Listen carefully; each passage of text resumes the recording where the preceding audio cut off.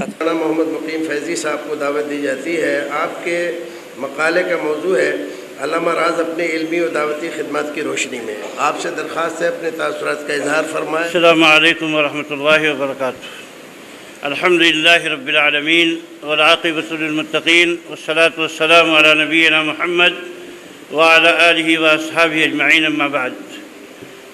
صدر مجلس، معزز علماء کرام، گرامی قدر سامعین، اللہ تعالی جب کسی قوم پر احسان فرماتا ہے اور اس کے حالات کو بلندی کی طرف لے جانا چاہتا ہے تو اس کے اسباب بھی مہیا فرماتا ہے۔ ہندوستان کی ملت اسلامیہ آخری ادوار میں جب یہاں حکومت کا خاتمہ ہو گیا مسلمانوں کے ہاتھ سے تو بڑے نازک حالات سے گزری اور عقیدے اور عمل کی پستی میں اپنی مثال آپ ہو گئی تھی۔ رسم و رواج کی جکر بندیوں نے اس کو بری طرح سے توڑ دیا تھا۔ ایسے عالم میں اللہ تعالیٰ نے اس امت کو اپنی عزت اور شوکت کی طرف لے جانے کے لیے ہندوستان میں اہل حدیثوں کو کھڑا کیا۔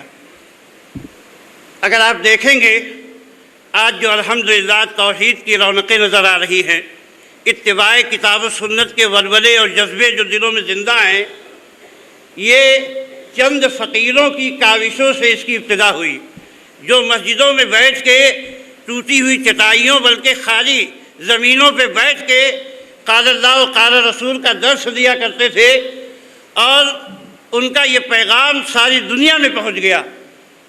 انہوں نے بہت زیادہ کچھ نمود و نمائش کی طرف توجہ نہیں دی، انتہائی سادگی کے ساتھ اپنا کام کیا، لیکن ان کے اخلاص نے ان کے پیغام کو ساری دنیا میں پہنچا دیا۔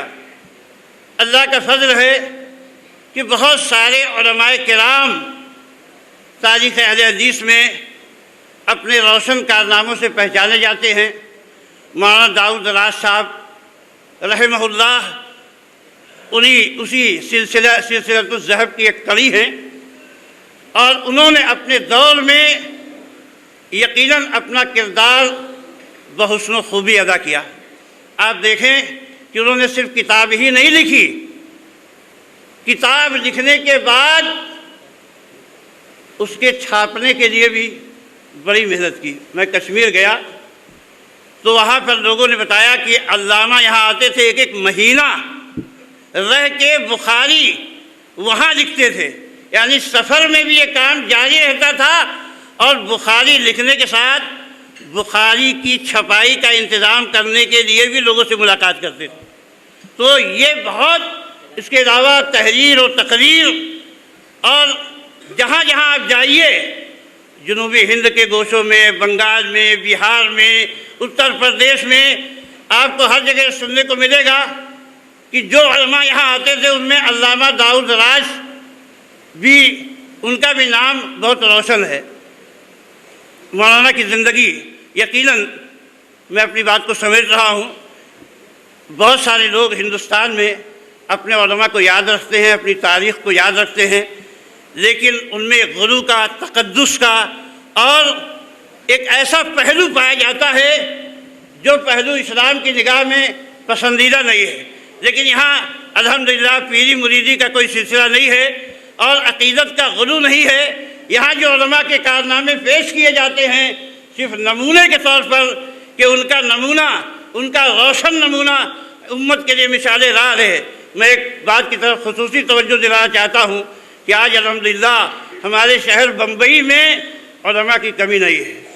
علماء صرف مسجدوں میں نہیں ہیں، علماء ٹریولز میں ہیں، علماء بڑی بڑی تجارتوں میں ہیں، علماء مختلف کمپنیوں میں کام کر رہے ہیں، علماء صحافت میں کام کر رہے ہیں، لیکن ان کا جو دعوتی کردار ہے، ان کا جو دعوتی مشن ہے، جو داؤد راز کا مشن تھا، جو عبدالرؤف جھنڈا نگری کا مشن تھا، جو عبدالقیوم رحمانی کا مشن تھا، اور جو ہمارے علماء کرام جنہوں نے اپنی شخصیتوں کی پرواہ نہیں کی، ان کا جو مشن تھا، اس مشن کے لیے جس آگ کی ضرورت ہوتی ہے، سینے میں جس آگ کے روشن ہونے کی ضرورت ہوتی ہے، وہ آگ افسوس کی بات ہے کہ ٹھنڈی ہے۔ اس آگ کو بھڑکانے کی ضرورت ہے، اس آگ کو روشن کرنے کی ضرورت ہے، اور ہر ایک کو اپنا کردار آگے لے کر آگے آنے کی ضرورت ہے۔ میں اس لیے اپیل کرتا ہوں ان تمام برادران اور ان تمام بزرگوں سے جو اپنے مشن میں پیچھے ہیں، وہ آگے آئیں۔ امت کو، ملت کو اور ملک کو ان کی بڑی ضرورت ہے۔ میں مبارکباد دیتا ہوں جامع مسجد اہل حدیث مومن پورہ کے احباب کو کہ انہوں نے ایک مبارک سلسلہ شروع کیا، اور خاص طور سے مولانا عبدالجلیل صاحب مکی انصاری کو کہ انہوں نے ان کی رہنمائی فرمائی، اور ریٹائر ہونے کے بعد اپنی جو نئی زندگی کا انہوں نے آغاز کیا، ایک بہت اچھا آغاز کیا ہے۔ اللہ تعالیٰ اس کو بابرکت بنائے اور سبھی لوگوں کو جزائے خیر عطا فرمائے۔ مومن پورہ جماعت اہل حدیث اور مسجد کے ٹرسٹیان کو بھی، جن کی بھی ایک قدیم تاریخ ہے اور دعوت کی بھرپور تاریخ ہے، اللہ تعالیٰ اس کو مبارک بنائے، اور تقبل اللہ منا ومنکم صالح الاعمال۔ السلام علیکم۔